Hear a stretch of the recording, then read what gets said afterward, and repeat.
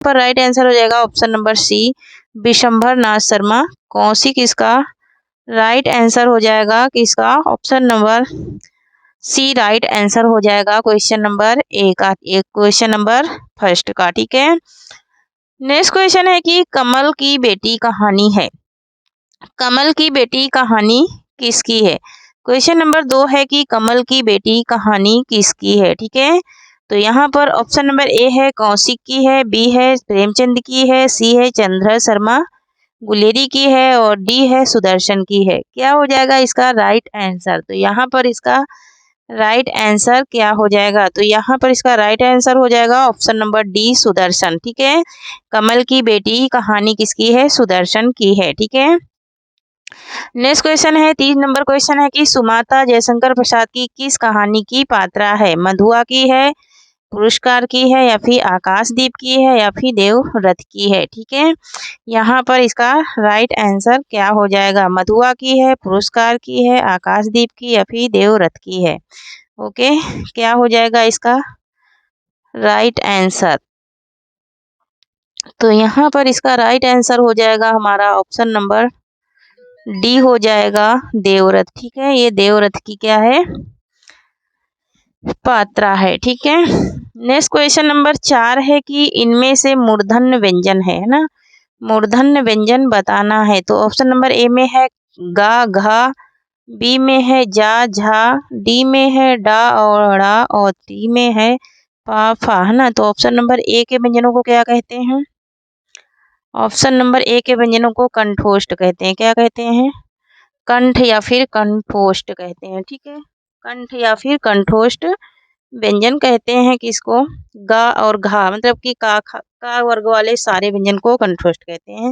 उसके बाद है जा और झा, तो जा और झा वाले व्यंजनों को क्या कहते हैं, तालव्य कहते हैं ना, तालु है ना, तालु से बोले जाते हैं। पा फा को क्या कहते हैं, ओष्ठ कहते हैं। तो यहाँ पर बचा क्या, ऑप्शन नंबर सी, है ना, क्या बचा, ऑप्शन नंबर सी बचा, ढा और ढा ना, ढक्कन और डलिया दोनों ये क्या है। क्वेश्चन नंबर 5 है कि ये दोनों मूर्धन्य व्यंजन है। क्वेश्चन नंबर 5 क्या है कि घोष वर्ण है।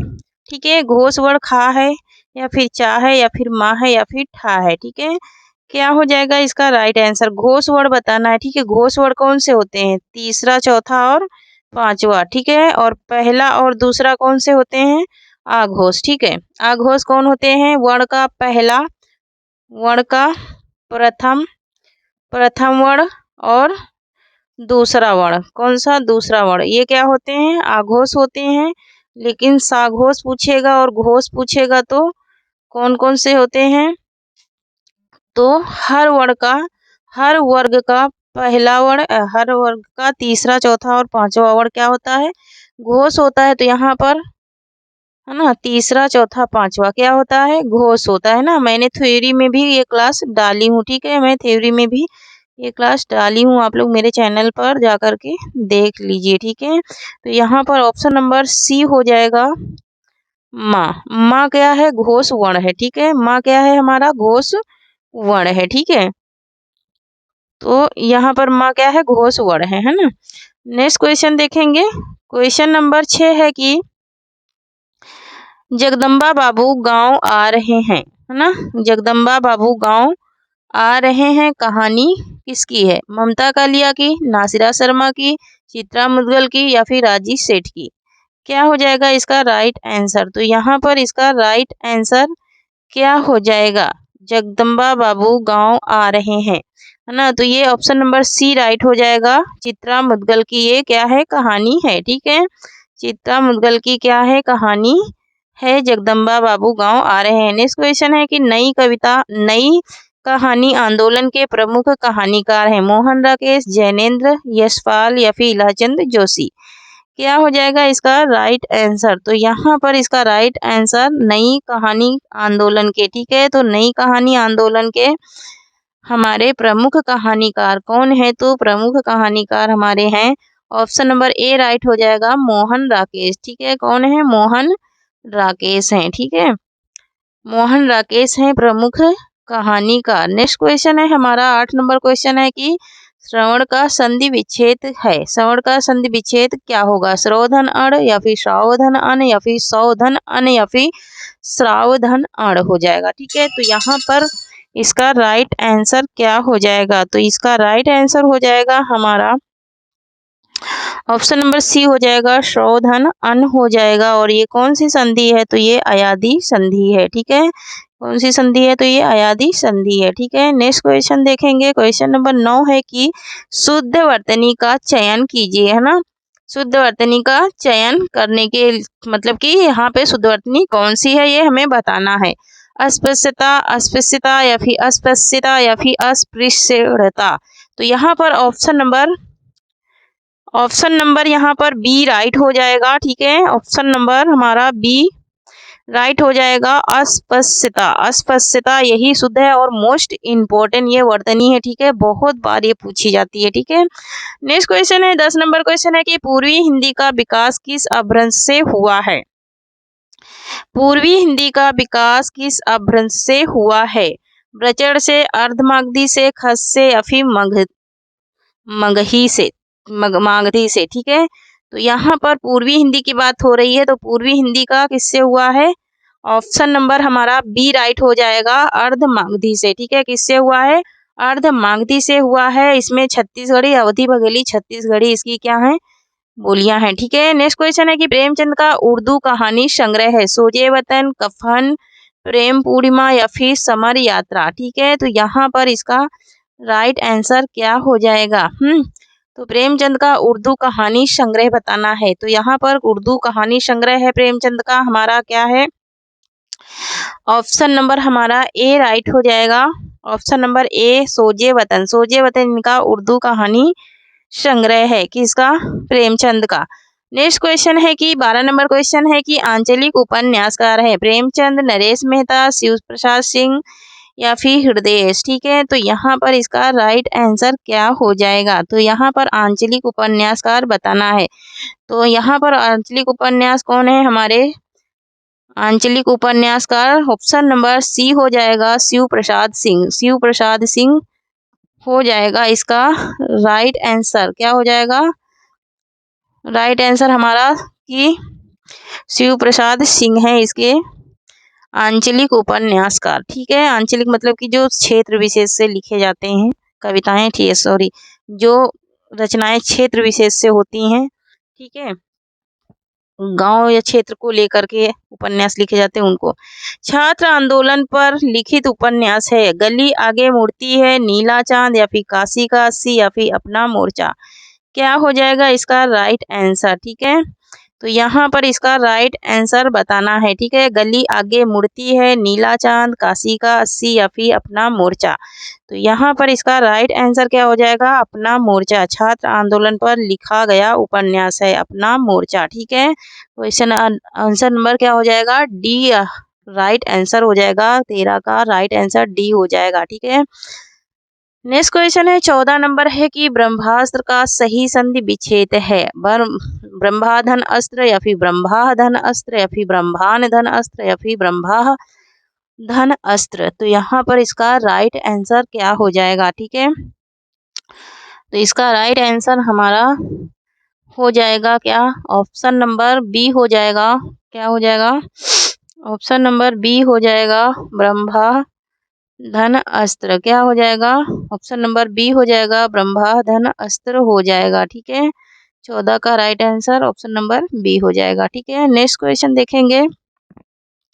नेक्स्ट क्वेश्चन है हमारा कि 15 नंबर क्वेश्चन है कि कनिष्ठ शब्द में प्रयुक्त प्रत्यय है इष्ट, इष्ट या फिर रिष्ट या फिर रिठ। तो यहाँ पर इसका राइट आंसर क्या हो जाएगा? 15 का राइट आंसर क्या हो जाएगा? कनिष्ठ में कौन सा प्रत्यय लगा है?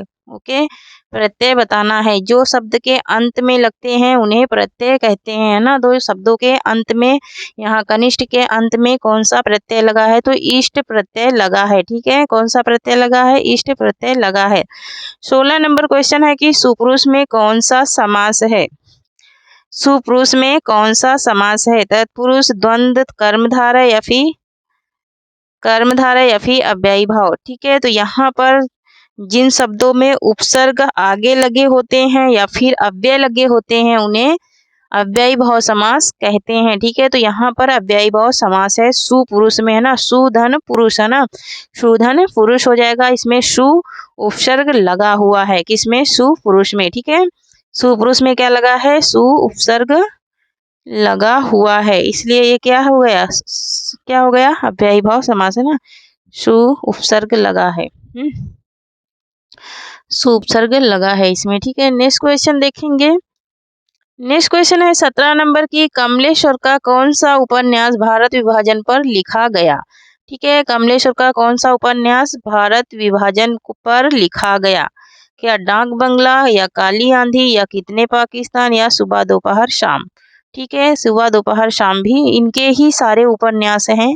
इसमें बताना है कि भारत और पाकिस्तान के विभाजन पर कौन सा लिखा गया, भारत विभाजन पर। ठीक है, तो पाकिस्तान लिखा गया, कितने पाकिस्तान ना, कितने पाकिस्तान जो है ये भारत विभाजन पर लिखा गया था। ठीक है, नेक्स्ट क्वेश्चन है हमारा 18 नंबर क्वेश्चन है कि राजेंद्र यादव के किस उपन्यास पर फिल्म बनी थी। राजेंद्र यादव के किस उपन्यास पर फिल्म बनी थी। एक था शैलेंद्र, या फिर 1 इंच मुस्कान, या सारा आकाश, या उखड़े हुए लोग, या फिर उखड़े हुए लोग। यहाँ पर राइट आंसर क्या हो जाएगा, राजेंद्र यादव की किस उपन्यास पर फिल्म बनी थी ना, पिक्चर किस उपन्यास पर बनी थी, ये हमें बताना है। तो ऑप्शन नंबर बी राइट हो जाएगा, 1 इंच मुस्कान है ना, 1 इंच मुस्कान पर इनकी ये फिल्म बनी थी।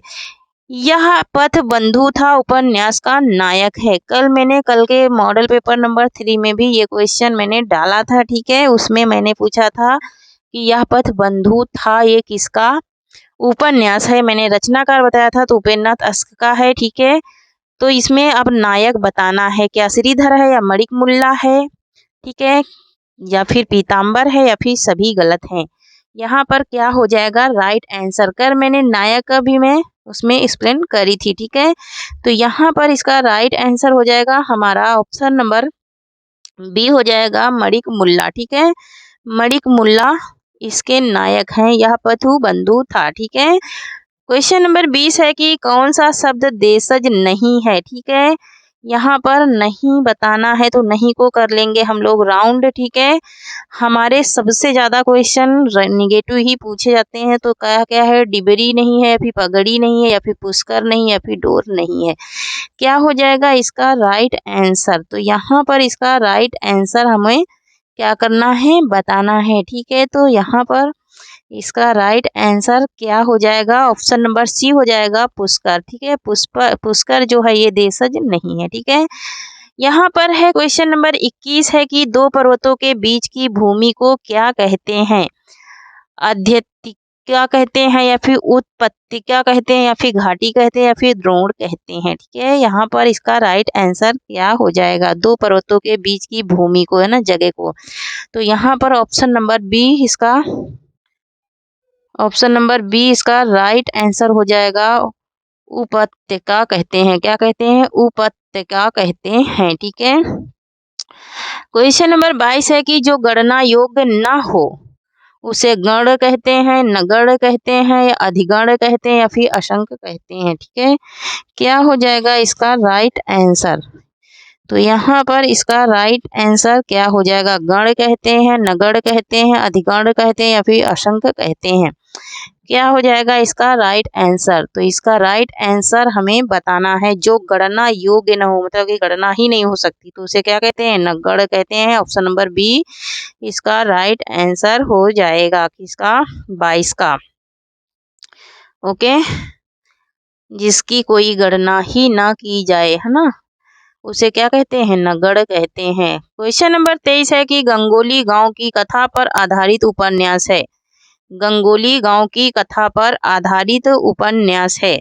ऑप्शन नंबर ए है राग दरबारी, आधा गांव, तमस, या फिर इनमें से कोई नहीं। ठीक है, तो राग दरबारी किसका है, श्रीलाल शुक्ल का है।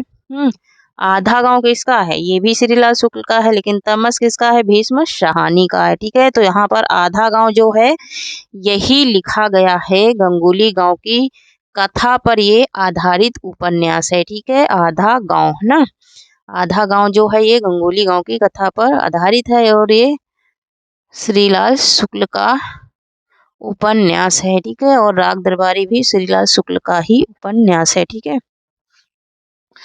नेक्स्ट क्वेश्चन है हमारा 24 नंबर क्वेश्चन है कि नागार्जुन के किस उपन्यास में अनमेल विवाह की समस्या का वर्णन है। ठीक है, नागार्जुन के कौन से उपन्यास में अनमेल विवाह की समस्या का वर्णन है ये बताना है हमको। ठीक है, ये चारों ही नागार्जुन के उपन्यास है, लेकिन अनमेल विवाह किसमें है यही हमें राइट आंसर बताना है। क्या रतिनाथ की चाची में, या फिर बलचनामा में, या फिर नई पौध में, या फिर बाबा बटेश्वर नाथ में। तो यहाँ पर इसका राइट आंसर हो जाएगा हमारा क्या, ऑप्शन नंबर सी हो जाएगा, नई पौध, है ना, नई पौध में है। ठीक है, नई पौध में अनमेल विवाह का वर्णन है। क्वेश्चन नंबर 25 है कि महादेवी वर्मा की भाषा है, महादेवी वर्मा की भाषा क्या है ये हमें बताना है। ब्रज भाषा है, अवधी है, खड़ी बोली, या फिर राजस्थानी। ठीक है, तो यहाँ पर इसका राइट आंसर क्या हो जाएगा, तो इसका राइट आंसर हो जाएगा ऑप्शन नंबर सी, खड़ी बोली। ठीक है, महादेवी वर्मा की भाषा क्या थी, खड़ी बोली थी। क्वेश्चन नंबर 26 है कि पिशुन का पर्यायवाची शब्द है, पीसना, बेईमान, पिशाच, या फिर चुगलखोर, है ना। क्या हो जाएगा इसका राइट आंसर, पिशून का पर्यायवाची बताना है, पीसना, बेईमान, पिशाच, चुगलखोर। तो यहाँ पर इसका राइट आंसर क्या हो जाएगा, तो इसका राइट आंसर हो जाएगा हमारा ऑप्शन नंबर डी हो जाएगा, चुगलखोर। क्या है, चुगलखोर है पिशून का पर्यायवाची। 27 नंबर क्वेश्चन है कि यदि सही दिशा में परिश्रम करोगे तो अवश्य सफल हो जाओगे। ठीक है, तो यहाँ पर यदि एक वाचक शब्द आया है, दूसरा आया है तो, और तीसरा आया है हो, है ना, और में, है ना, ये सब क्या है, वाचक शब्द है। वाचक शब्द सबसे ज्यादा किस वाक्य में आते हैं, संयुक्त वाक्य में, मिश्र वाक्य में, या फिर साधारण वाक्य में, या फिर इसमें कोई में नहीं आते हैं। तो यहाँ पर इसका सही उपवाक्य किसमें सबसे ज्यादा आते हैं, वही वाक्य इसका राइट आंसर हो जाएगा। ठीक है, तो यहाँ पर इसका राइट आंसर है हमारा ऑप्शन नंबर बी, मिश्रित वाक्य, है ना, इसे मिश्र वाक्य भी कहते हैं। ठीक है, तो यहाँ पर बहुत सारे उपवाक्य आते हैं, वो क्या हो जाते हैं, मिश्र वाक्य या फिर मिश्रित वाक्य कहलाते हैं। ठीक है, नेक्स्ट क्वेश्चन है हमारा 28 नंबर है कि शुद्ध वाक्य है, शुद्ध वाक्य का चयन करना है। ठीक है, यहाँ पर वाह कितना सुंदर दृश्य है, वाह कितना सुंदर दृश्य है, वाह कितना सुंदर दृश्य है, वाह कितना सुंदर दृश्य है। यहाँ पर लिखने में कोई भी त्रुटि नहीं है, लेकिन यहाँ पर हमें पहचानना है कि कहाँ पे कौन सा विराम चिन्ह हमें लगाना चाहिए, वो इसमें त्रुटियां है। ठीक है, तो किस वाक्य में विराम चिन्ह के प्रति त्रुटि है, ठीक है, ये हमें राइट बताना है। ठीक है, किसमें बराबर विराम चिन्ह लगा है किस वाक्य में। ठीक है, तो विराम चिन्ह के माध्यम से ही हमारे जो वाक्य होते हैं विराम चिन्हों की वजह से भी क्या हो जाते हैं, अशुद्ध हो जाते हैं। तो ऑप्शन नंबर बी हो जाएगा, वाह कितना सुंदर दृश्य है। ठीक है, यही हमारा क्या है, राइट है, इसी में क्रमबद्ध विराम चिन्ह लगे हैं। 29 नंबर क्वेश्चन है कि चंचला स्नान कर आवे चंद्रिका पर्व में जैसी पंक्ति किसकी है, ये निराला की है, या प्रसाद की है, या फिर पंथ की है, या फिर महादेवी वर्मा की है। क्या हो जाएगा इसका राइट आंसर, इसका राइट आंसर बताना है। ठीक है, तो इसका राइट आंसर हमारा हो जाएगा ऑप्शन नंबर बी, प्रसाद। ठीक है, जयशंकर प्रसाद की ये पंक्ति है। क्वेश्चन नंबर 30 है कि गेहूं और गुलाब में गुलाब किसका प्रतीक है, भूख का किसका प्रतीक है, गेहूं और गुलाब में गुलाब किसका प्रतीक है, भूख का, कला और संस्कृति का, प्रगतिवाद का, सभी गलत हैं। ठीक है, 30 क्वेश्चन पूरे हो चुके हैं फ्रेंड्स, सब तो लाइक बनता ही है। ठीक है, तो यहाँ पर क्या हो जाएगा इसका राइट आंसर। ठीक है, तो यहाँ पर ऑप्शन नंबर बी हो जाएगा राइट आंसर, कला और संस्कृति का ये क्या है, प्रतीक है, क्या, गेहूं और गुलाब। 31 नंबर क्वेश्चन है कि कामायनी का अंतिम सर्ग है, अंतिम सर्ग पूछा है। और कामायनी में कुल कितने सर्ग होते हैं ये मैं कल की भी क्लास में क्वेश्चन डाली हूँ। तो 15 सर्ग होते हैं, ठीक है। टोटल इसमें 15 सर्ग होते हैं। पहला क्या है, चिंता है। ये सारे ही कामायनी के सर्गों के नाम है, चिंता, रहस्य, इंदा, आनंद, ठीक है। तो मोस्ट सबसे ज्यादा क्या है, चिंता और आनंद। आनंद हमारा अंतिम सर्ग है और चिंता हमारा क्या है, पहला सर्ग है। और आशा, चिंता, आशा, श्रद्धा। श्रद्धा क्या है, तीसरा है। आशा क्या है, दूसरा है, ठीक है। और आनंद क्या है, अंतिम सर्ग है ना। तो यही सबसे ज्यादा पूछे जाते हैं, प्रथम और अंतिम या फिर तीसरा, ठीक है। ये सबसे ज्यादा पूछे जाते हैं। 32 नंबर क्वेश्चन है कि भारत के सम भारत में कौन सा अलंकार है। भारत के सम भारत में कौन सा अलंकार है, रूपक या फिर अनन्य या फिर अनन्वय या फिर कावलिंग या फिर प्रतीक, ठीक है। तो यहाँ पर इसका राइट आंसर क्या हो जाएगा, तो बी आंसर राइट हो जाएगा। ऑप्शन नंबर बी हो जाएगा, अनन्वय अलंकार है इसमें। नेक्स्ट क्वेश्चन है 33 नंबर क्वेश्चन है कि कठिन काव्य का प्रेत कहा जाता है। किसको कठिन काव्य का प्रेत कहा जाता है, अज्ञे को, घनानंद को, त्रिलोचन को, केशव दास को। तो ये मोस्ट इम्पोर्टेंट क्वेश्चन है, ठीक है। ये बहुत बार रिपीट हो चुका है, ठीक है। तो कठिन काव्य का प्रेत किसे कहा जाता है, ये केशव दास को कहा जाता है। ये कई एग्जामों में ये पूछा जा चुका है, ठीक है। नेक्स्ट क्वेश्चन है 34 नंबर है कि पीली आंधी के लेखक हैं। पीली आंधी किसकी रचना है, प्रभा खेतान की, बिंदा जी की, या फिर कमलेश्वर की, या किसी की नहीं, ठीक है। यहाँ पर इसका राइट आंसर क्या हो जाएगा, ठीक है। तो यहाँ पर इसका राइट आंसर बताना है, ठीक है। तो इसका राइट आंसर हो जाएगा प्रभा खेतान। पीली आंधी किसकी है, प्रभा खेतान की रचना है, ठीक है।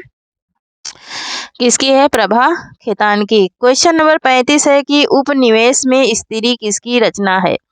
उपनिवेश में स्त्री किसकी रचना है, ठीक है।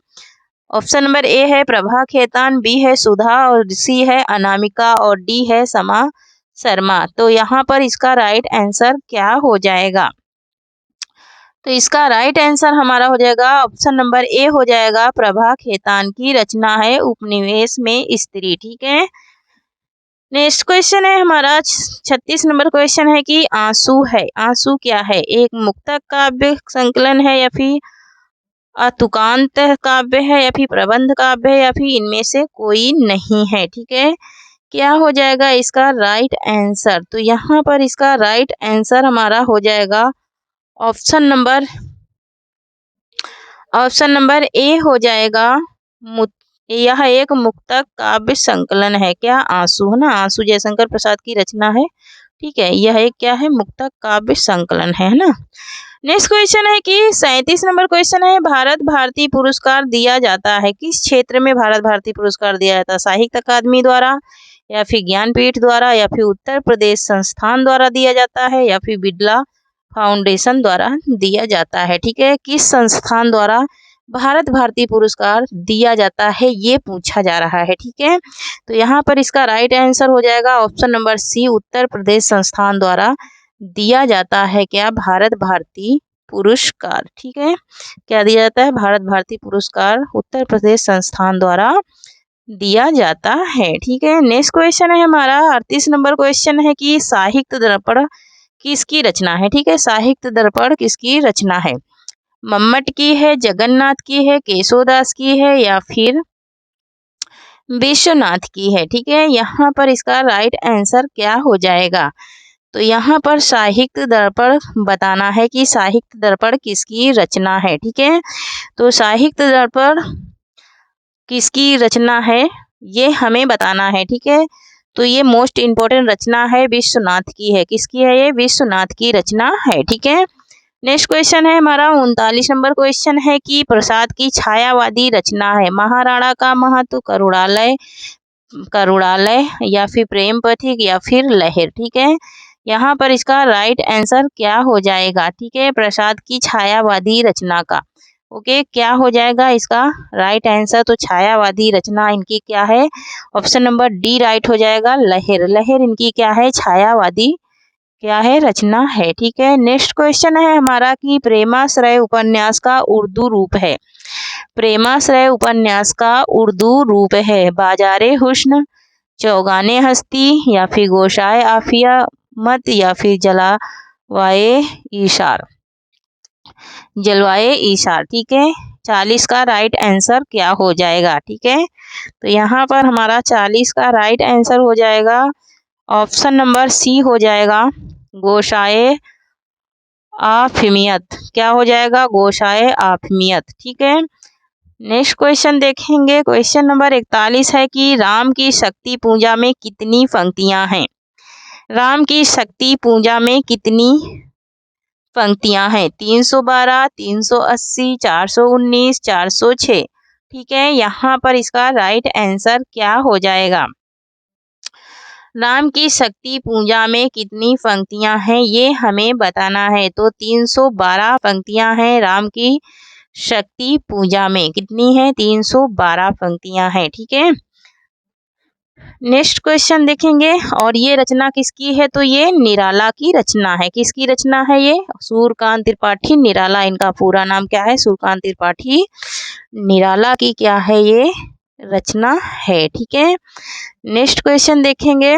क्वेश्चन नंबर हमारा 42 है कि अधखिला फूल, यहाँ पर सूची ए को बी से मिलान करना है। ठीक है, अधखिला फूल किसकी रचना है? ठीक है, यहाँ पर हमें 4 रचनाएं हमारी कंप्लीट हो जाएंगे, 4 लेखक कंप्लीट हो जाएंगे, 4 क्वेश्चन भी कंप्लीट होंगे। किसमें? तो अधखिला फूल किसका है? हरिओध का है। उसके बाद रहस्य कथा, रहस्य कथा किसका है? तो रहस्य कथा है हमारा बालकृष्ण भट्ट का। उसके बाद है मृत मंदिर। ठीक है, मातृ मंदिर। ओके, मातृ मंदिर। हाँ, मातृ मंदिर किसका है? मातृ मंदिर है हमारा हरिकृष्ण प्रेमी का। किसका है? हरिकृष्ण प्रेमी का है। और नीली झील किसका है? तो कमलेश्वर का है। तो यहाँ पर कूट कौन सा सही हो जाएगा? ऑप्शन नंबर बी हो जाएगा, 2 1 4 3 सॉरी, क्या हो जाएगा? 2 1 4 3, है ना? ये हमारा कूट क्या हो जाएगा? राइट हो जाएगा। ठीक है,